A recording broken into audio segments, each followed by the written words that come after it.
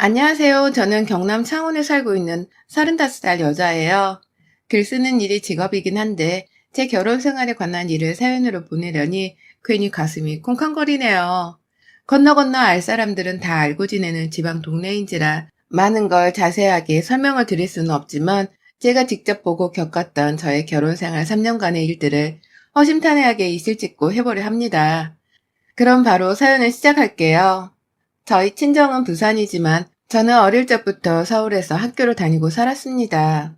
친정아빠는 부산에서 사업을 하시는 분이셔서 지역 이동을 전혀 하실 수는 없으셨지만 엄마는 교육률이 조금 넘치는 분이어서 저랑 저희 오빠를 데리고서는 서울로 따로 나와서 사셨어요. 경제적으로 상당히 여유가 있는 집안이고 아빠가 할아버지께 물려받고 관리하던 건물이 부산과 창원에 몇 채가 있었는지라 저는 어릴 적부터 부유한 가정에서 나고 자랐습니다.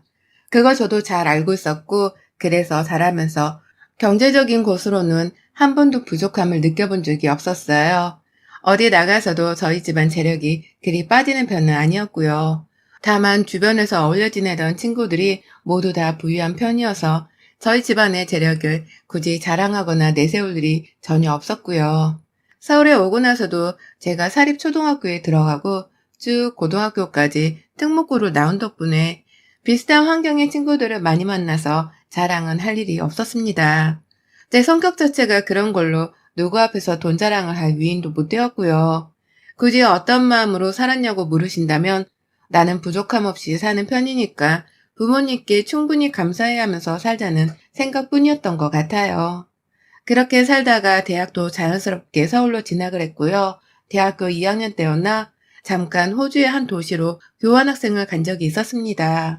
그냥 주변의 친구들이 다 한 번은 어학연수를 가길래 저도 가보고 싶다는 생각이 들어서 교환학생을 신청했는데 덜컥 합격을 해버렸더라고요. 그렇게 떠났던 1년간의 교환학생 기간 중에서 다른 학교에서 온 한국 사람들도 많이 만나 교류를 했었고요. 그러다가 제가 결혼을 해서 살게 된 저희 남편을 만났어요. 남편은 당시 스펙에 허우적대며 쫓기듯 어학연수로 온 케이스였고, 그래서 다른 교환학생들과는 달리 잘 어울리지도 않고 늘 공부만 하던 사람이었죠. 경제적으로 여유가 없는 건지 다 같이 어디 식당으로 밥을 먹으러 가거나 캠퍼스 내 카페에서 커피 한 잔을 할 때에도 늘 자리를 피하는 사람이었고, 그래서 저에게는 유독 신경이 쓰이는 남자였습니다. 제 주변에는 그런 식으로 어울림을 피하거나 돈을 아끼는 사람이 별로 없었기 때문에 저로서는 괜히 시선이 갈 수밖에 없었어요. 아, 물론 이런 생각은 당연히 저 혼자 속으로만 했었고요. 그냥 그렇게 지내다가 교환학생을 끝내고는 한국으로 돌아왔습니다. 다른 대학생이었던 남편은 그대로 페이스북 연락처만 알고서는 더 만나지는 못했고요. 그러다가 제가 서울에서 대기업에 취업을 했고 부산 출장을 가게 되면서 남편을 다시 재회하게 되었어요. 그게 결혼하기 딱 2년 전이었는데요. 당시 남편은 학교를 졸업하고 본인 본가가 있던 창원으로 내려와 있다가 부산에서 취업을 하게 돼서는 직장을 다니고 있었더라고요. 각자 미팅을 하다가 해운대 바다 앞에서 지나치듯 마주쳤고 거기서 연락처를 구해서는 연락을 시작했어요. 제가 부산 출장을 하는 동안 저희 친정집에 묵고 있었는데 저녁마다 집에 안 있고 밖에 나가서는 남편을 만났고요. 그렇게 데이트를 시작했다가 장거리 연애를 하던 도중 결혼을 하게 되었습니다. 남편이 창원 가서 같이 살자고 저한테 프로포즈를 해줬거든요. 굳이 회사를 다니며 돈을 벌 이유가 없었고 또 회사를 다니면서 여러 가지 일들로 힘들어하던 중이었던 저는 그게 마치 저를 구원해주는 동화줄인 것만 같아서 기쁜 마음으로 남편의 프로포즈를 받았어요. 그리고 나서 결혼을 하겠다며 창원에 있는 시댁으로 인사를 드리러 갔었습니다. 저야 뭐 바로 옆에 친정이 있는 부산이 있었기 때문에 그리 부담스러운 방문은 아니었고 시댁에 인사를 드리고 난 후 바로 저희 친정에 갈 참이었죠. 그런데 그날 시부모님께서는 여러 가지로 저를 마음에 안 들어 하셨어요. 일단은 제가 고향은 부산이라고 하는데도 서울말을 쓴다는 것에서 불만이 가득이셨고요. 처음 인사하며 대화를 나눌 때부터 근다와 자꾸 서울말을 쓴디 일부러 그러는겨? 라는 식으로 몇 번이고 제 말투를 문제 삼으셨어요.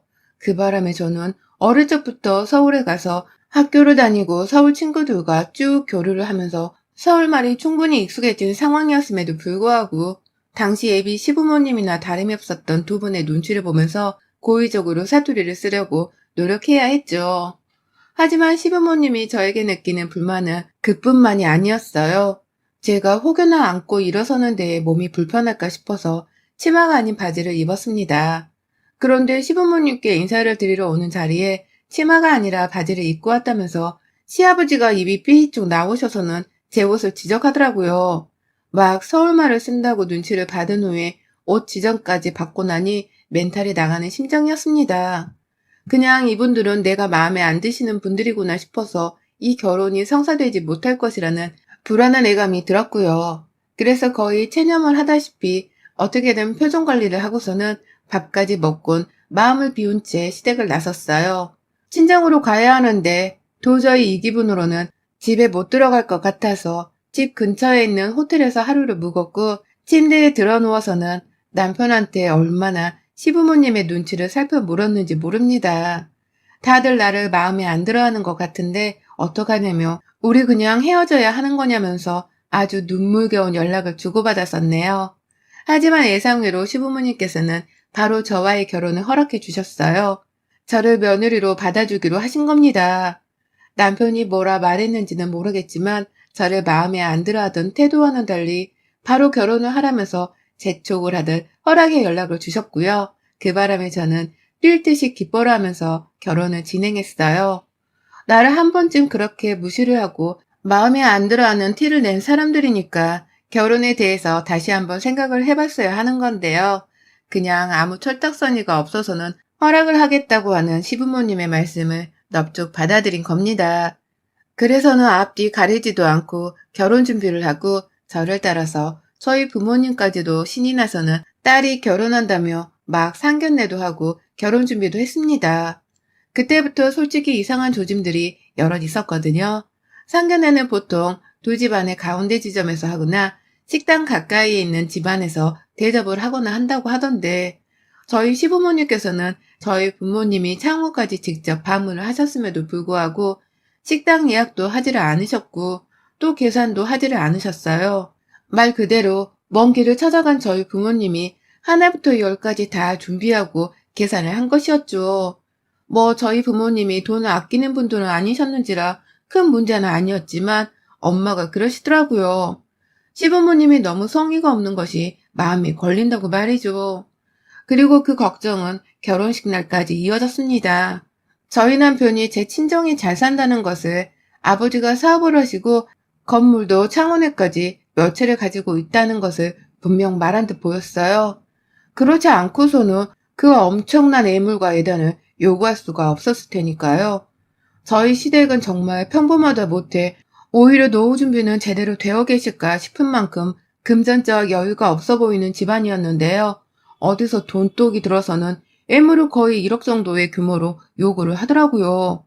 그럴 만한 깡도 없고 그만한 돈을 써본 적도 없어 보이는 분들이 말입니다. 그래서 혹하는 마음에 남편한테 물어봤어요. 이 정도 돈은 충분히 쓸 수 있지만 시부모님이 어째서 이렇게 큰 돈을 나한테 요구할 생각을 하셨을까? 라고 말이죠. 그러자 남편은 모른 척을 하면서 그냥 애물에다는 그런 식으로 주고받는 거 아니야? 라면서 말을 했고요. 그런 식으로 말한 남편은 끝끝내 집 하나도 준비해보지를 않았답니다. 처음에 창원 내에 아주 조그맣고 허름한 아파트 한 채를 신혼집으로 하겠다고 사려고 하는 바람에 그거를 보다 못한 저희 부모님이 그냥 한 채를 사주겠다며 제 명의 앞으로 브랜드 아파트 한 채를 주셨어요. 결국 상견례부터 시작해서 결혼식과 신혼집 그리고 예물 예단까지 저희 부모님이 쓴 돈이 10중에 9였죠. 그런데 결혼하고 나니 본격적인 지옥문이 열리기 시작하더라고요. 저를 탐탁찮아 하셨지만 결혼은 허락하셨기에 절 결국 마음에 들어 하신 거라는 생각을 했는데요. 결혼을 해보니 이건 뭐 너무 대놓고 제 집안의 배경을 보고서 결혼 허락을 시키신 것이더라고요. 너무 대놓고 저희 집안을 통해 금전적인 도움을 얻으려고 하는 바람에 제가 다 부모님을 보기가 창피하고 죄스러울 지경이었답니다. 일단 저희 시어머니는 그 많은 금액의 예단을 받아가 놓으시고서는 정말 입을 싹 다문 채로 저희 부모님을 한번 초대도 안 하시고 또 선물 한 번을 사주신 적도 없으시거든요. 뭐 거기까지는 제가 모르시기 때문에 그럴 수 있다고 이해를 할 수는 있는데요. 어쩌다가 부산 얘기가 나오면 나도 가까이 살지만 부산은 제대로 놀러 가본 적이 없어. 누가 거기 살면 딱 놀러도 가게 해주고 하면 좋을 텐데. 라는 말을 자주 하셨어요. 우리 부모님이 호텔이나 관광 같은 걸 다 알아서 조율해 주실 거라고 생각을 하고서는 부모님께 말해보라는 말씀도 직접 하기도 하셨죠. 그래서 실제로 저희 부모님이 시부모님을 위해서 직접 부산에 있는 5성급 호텔까지 예약을 해주시고는 실제 부산시티 투어도 잡아서는 여행을 시켜드렸답니다. 단순히 옷을 사고 싶다면서 창원에서 뜬금없이 부산에 가서는 저희 엄마한테 직접 연락을 하신 적도 있었고요. 그렇게 우리 엄마를 백화점으로 불러서는 저희 엄마가 직접 시어머니 쇼핑한 옷을 계산까지 해주기도 하셨어요. 어머님이 카드를 안 들고 왔다는 뻔한 거짓말을 시전하신 바람에 엄마가 속으로 엄청나게 욕을 하면서 대신 계산을 해주셨다고 해요. 차마 사돈한테 돈을 갚으라는 말은 못하겠어서 그냥 선물이라며 그 옷을 다 그냥 공짜로 드렸다고 하고요. 그래도 차라리 시어머니는 시아버지에 비해서 양반이셨습니다. 시어머니는 저한테 최소한 직접적인 욕이나 흉을 보면서 마음을 힘들게 하지는 않으셨으니까요. 하지만 시아버지는 그 정도가 정말 사뭇 다르셨어요. 제가 며느리인 건지 아니면 이 집안에 종년으로 들어온 건지를 모를 만큼의 헷갈리는 태도를 보이시며 저를 업신여기셨죠. 저희 시아버지는 저희 부부가 결혼을 하기 몇 년 전에 이미 다니던 회사에서 조기퇴직 같은 걸 당하시고는 강제적인 백수가 되신 분이셨거든요. 그런데 아버님은 제가 들어온 후부터 마치 돈줄을 쥔 듯이 저를 다루셨어요. 서울말 쓰고 치마를 안 입고 왔다며 상견례 자리 때 저를 업신여기더니 결혼하고 나서는 사투리와 치마에 더욱 환장을 한 채로 저에게 지적을 하셨어요. 내가 서울말 쓰지 말라니까 몇 번을 더 말해야 하냐? 라고 하면서 말끝마다 제 어투를 지적하셨고 무의식 중에 제가 몇 번 더 서울말을 쓰면 기분이 이상하다면서 밥숟가락을 내팽개치고 방으로 휙 들어가 버린 적도 있으셨어요. 제가 사는 아파트는 시댁이랑 그리 멀지가 않은데 시부모님이 자주 저를 집으로 불러내신 바람에 제 차를 끌고서 자주 찾아뵈었거든요. 그러면 늘 입구서부터 우리 아들 차는 안 바꿔주고 며느리 차는 쓸데없이 비싼 걸로 사줬구만 라고 하면서 불만을 토로하고는 시댁 안에서는 말투지적에 오지적까지 정말 제 멘탈이 바사삭 부서져 버릴 뻔한 순간들이 여러 찾아왔었습니다. 치마를 입는 것에 왜 그렇게 열을 올리는지는 모르겠지만 하도 저한테 치마를 입으라고 당부를 하시고 또 바지만 입으면 삐진 표정을 지으시는 바람에 제가 변태신가 싶어서 불쾌함을 보인 적도 있었어요. 아버님, 저 며느리예요. 어디 TV 나오는 사람 아니고요. 바지를 입는 게 뭐 어떻다고 자꾸 치마치마 거리세요? 요즘 세상이 어떤 세상인데 라고 말입니다. 근데 저 그날 거의 시댁에서 쫓겨날 뻔했어요. 시아버지 말에 대꾸를 했다면서 시아버지뿐만 아니라 옆에서 듣고 있던 시어머니까지 나서서는 저한테 버르장머리가 없다고 쌍욕을 퍼붓는 바람에 제가 눈물 콧물까지 아주 쏙 빼놓고서는 죄송하다고 사과를 드린 후에야 겨우 진정을 시켜드릴 수 있었습니다. 이게 참 이런 꼴을 당했으면 그냥 이혼을 해서라도 이 더러운 집구석에서 발을 떼는 게 정상이었는데요. 그게 맘처럼 쉽지가 않더라고요. 제가 살면서 이런 꼴을 당하는 게 생전 처음이기도 했고 그래서 저는 제가 정말 무언가를 잘못하고 있었기 때문에 시부모님이 이리 동시다발적으로 저를 미워하신다고 생각을 했어요. 제 편이어야 할 남편도 우리 부모님이 그러시는 데는 다 이유가 있지 않을까? 그냥 당신이 맞춰드리면 되는데 노인네들 이겨먹겠다고 이 난리를 키우는 거 아니겠어? 라면서 이게 다 은근히 저 때문이라고 말을 했어요. 그러니 저는 정말로 이 사소한 일들이 다 저 하나 때문에 일어나는 건 줄 알고서 시부모님께 더 잘해드리려고 노력을 했죠. 제가 잘하면 더 이상 싸움이 일어나지 않을지도 모른다고 생각을 했기 때문에 말입니다. 하지만 이런 저의 방관 비슷한 자세는 시부모님을 더욱 기고만장하게 만들었어요. 시어머니의 경우는 부산에 무턱대고 찾아가서 우리 부모님 돈을 쓰거나 빌리려고 하실 때 저희 부모님이 약속이 있다는 핑계를 대면서 충분히 만남을 피하거나 미룰 수가 있었습니다. 엄마도 슬슬 시어머니에 대해서 짜증이 나는 건지 시어머니가 연락이 오면 알아서 먼저 연락을 피하거나 무시를 하면서 최대한 저 없이 만나는 일을 만들지 않으려고 하셨죠. 하지만 그래서였는지 모르겠지만 최근 들어 시댁에 갈 때마다 시부모님이 집에 온 저를 더욱 닥달해대려 하는 게 느껴졌어요. 이를테면 집에 온 제가 그냥 마음에 안 들고 꼴보기 싫다고 하면서 신경질을 부리는 게 그 예시였죠. 시어머니는 니네 엄마가 요즘 통 내 연락도 안 받고 부산에 가려고 해도 전화를 받지 않으시니 내가 갈 일이 없어. 아이고 심심해 죽을락 한다. 라고 하면서 부산을 못 가는 게 다 우리 엄마 때문이라는 이상한 논리의 말씀을 펼치셨고요. 그러면 시아버지는 가만히 듣고 있다가 돈 세느라 바쁜가 보지. 라고 하면서 은근히 우리 부모님을 비꼬으셨답니다. 돈이 많은 집안이라서 만나기도 힘든 거라며 우리 같은 사람들이랑은 어울리기도 싫은가 보지. 하여튼 있는 것들이 더해. 이래서 사람은 돈만 보고서 들이면 안 되는 건데. 라고도 말씀을 하셨어요. 은연중에 저를 돈만 보고서 이 집안의 며느리로 들였다는 걸 아주 당당하게 저를 혼내듯이 말씀하시더라고요. 그 말을 듣는 저는 내 부모님을 욕하고 있는 시부모님하고서 맞짱이라도 떠야 하는 건가 싶어서 속에서 막 없던 폭력과 폭언에 대한 욕구가 밀려 올라왔습니다. 이혼을 하고 말겠다는 결심을 하면서 매번 겨우 참아 넘겼어요. 오늘은 기필코 이혼 도장을 찍어야지 라는 생각으로 시댁을 빠져나오곤 했는데 늘 실천을 하지는 못했습니다. 내 인생에 이혼이라니 그건 너무 절망적이고 또 수치스러운 것이라 생각을 하고서는 차마 실행을 못한 것이었어요. 그러던 중 이런 바보스러운 저를 제대로 각성시켜주는 일이 일어났습니다.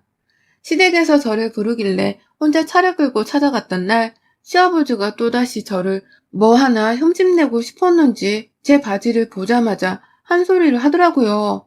먼저 시어머니가 저를 보고는 저거 시아버지한테 또 혼이 나갔네 라면서 한숨을 푹 쉬셨고요. 그들을 이어서 바로 시아버지가 나타나서는 아유 며느리란 애가 다리를 훤히 보이긴커녕 허구한 날 바지만 쳐입었사니 볼 재미가 없어 라고 하신 겁니다. 그 말이 너무 충격이었고 이건 뭐 마치 성희롱과도 다름이 없다고 생각을 했습니다. 부부가 쌍으로 이런 소리를 아무렇지 않게 하면서 며느리를 혼내고 있다는 게 너무 실망스러웠고요. 그래서 당장 아버님께 말을 취소해달라고 눈에 쌍심지를 켜고 말했어요. 그 말은 분명 토가 넘으신 것 같으니 사과해주세요. 제가 아버님 아들 와이프지 아버님 첩이 아니잖아요? 무슨 말씀을 그렇게 더럽게 하세요? 다리를 내 보이라니요. 제가 무슨 아버님 기쁨조예요? 라고 말이죠. 그러자 시아버지는 혼자 고상한 척은 다 하면서 노발대발하대요. 내가 언제 니를 기쁨조라 했냐. 젊은 년이 다리를 훤히 안 보이고 다니니 답답해서 한 소리지. 그걸 기쁨조락하면 억하냐? 이게 시아버지 놀려먹을락 하네. 라고 하면서 자기 말을 처음엔 막 부정을 하다가 나중에는 결국 화가 도무지 안 풀렸는지 이실직고하며 소리치더라고요. 우리 집에 몸종으로 들어오려니 쓰지 말란 서울말을 꾸역꾸역 써대질 않나. 바지는 꾸역꾸역 쳐입고 오질 않나. 에라이 확 세리삐라 뒤져뿌라. 라고 하면서 막 저를 따라 서울말을 쓰려고 하다가 사투리가 나오고 정말 요상한 어투를 쓰며 흥분을 해서는 저한테 확 뒤져버리라는 말을 하셨어요. 그게 경상도에서는 꺼지라는 소리이기도 했는데 저는 그냥 뒤져버리라는 말로밖에 들리질 않았어요. 그러니 저는 정말 그 자리에서 시댁을 나왔습니다. 몸종이라 한 거 제가 다 녹음했습니다. 가만 안 둘 깁니다. 싹 다 고소해 불락합니다. 라고 하면서 저도 홧김에 사투리를 쓰면서 제대로 시아버지랑 시어머니께 고성을 질렀고요. 그 길로 집에 와서는 저희 부모님께 싹 다 일러바쳤어요.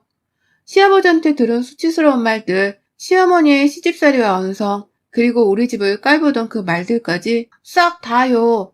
그러니 저희 친정 부모님은 바로 집안을 들고 일어서셨어요. 변호사 고용하고 하나라도 모자라 둘을 끼고서는 시집을 몰살시키겠다며 지금 눈에서 레이저가 나오는 지경에까지 빡쳐버리고 마셨습니다.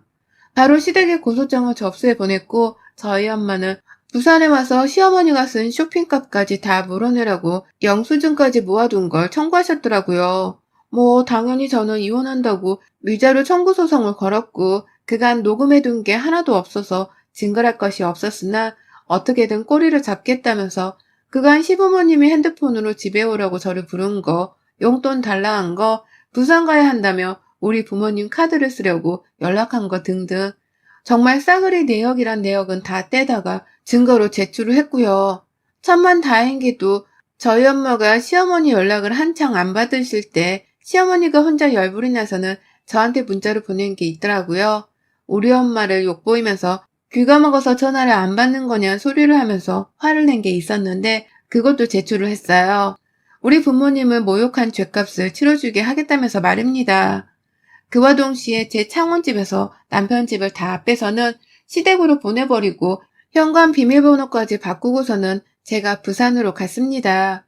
그런데 남편이 거의 울며 겨자 먹기로 부산까지 그 저녁에 와서는 저희 부모님 앞에서 무릎을 꿇더라고요. 한 번만 봐달라고 하면서 애원을 하더군요.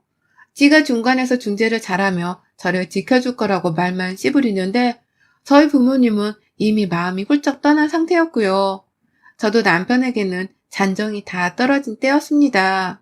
잘할 거면 진작 잘하고 살았어야지. 왜 그간 아무 짓도 안 하고서 지네 부모가 진상을 부른데도 방관하고 있었는지. 저는 반성이나 하고 살라면서 남편에게 정식으로 이혼을 요구했어요. 재산 분할이라고 할 것도 없이 저희 집에서 일방적으로 돈을 퍼주며 결혼한 것이 너무 속이 터지긴 하지만 더 늦기 전에 아이를 가지기 전에 빨리 이혼이라도 하고 새 출발을 하자는 마음으로 그렇게 저는 남편에게 완전한 끝을 통보하고는 저희 집에서 쫓아냈어요. 아주 영영 제 인생에서 말이죠. 며느리한테 입놀림 함부로 하는 것들, 그리고 그런 부모를 방관하며 내버려 두기만 한 남편.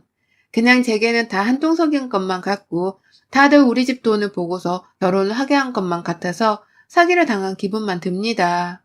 고소랑 위자료 말고는 복수할 것이 없어서 아쉬운 찰나였는데 아니 우리 아버지가 남편이 다니는 회사 사장님이랑 같은 지방 무슨 모임 회원이셨더라고요. 슬쩍 입김을 넣어서는 남편은 회사에서 잘라버리는 소유의 상태가 발생을 했고요. 시부모님이 잘못을 더 크게 하긴 했지만 저한테 한 짓거리가 너무 괘씸하고 가슴 아파서 어떻게든 더 복수를 해주고 싶다며 저희 아버지가 혼자서 상의도 없이 그렇게 만들어버리셨어요. 그 바람에 저희 시부모님은 그제야 이 일이 보통 일이 아니다 싶었는지 단체로 부산에 있는 저희 집까지 찾아오셨더군요. 아들내미까지 직장에서 잘리고 이혼까지 하면 다 늙어 고생하며 살아야 한다고 이혼을 취소해달라고 사정을 하는데 끝까지 저한테 미안하단 말은 제대로 하질 않은 채 본인들 미래 걱정만 하는 게 참 재수가 없었습니다. 그러니 저희 부모님도 절대로 봐주지 않겠다면서 고소는 그냥 진행하겠다는 윽박을 지르며 시부모님을 더 매몰차게 쫓아냈고요. 지금 저희 가족들은 아주 이리를 갈면서 이것들 돈으로 홍군형을 내주겠다 벼르고 있네요. 아, 소송하고 위자료 받게 되면 시부모님이란 실직한 남편은 그 돈을 또 어찌 준비할지 상상만 해도 너무 신이 납니다. 그동안 저는 이제라도 자유부인이 된 걸 만끽하면서 잘 먹고 잘 살고나 있어야겠어요. 여러분의 생각은 댓글로 남겨주세요. 오늘도 시청해주셔서 정말 감사합니다.